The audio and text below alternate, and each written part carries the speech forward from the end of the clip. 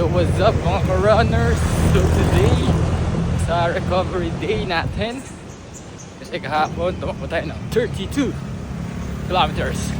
So today we are aiming 33 minutes recovery run here at Trece Grounds.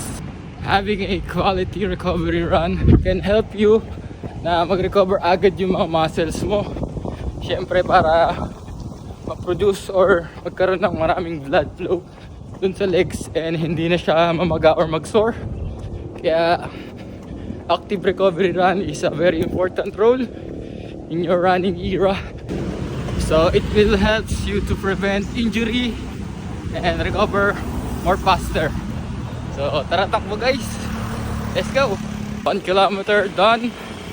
So target pace natin is to 7:30 hanggang 8:10. This run also is considered as zone 2 training natin para mas lumakas pa yung heartbeat natin. So that's our recovery run somewhere here at Capitol Grounds. So I encourage you once again to stay active, to be healthy and always run for your life, for a better living. So run safe lang guys. Peace.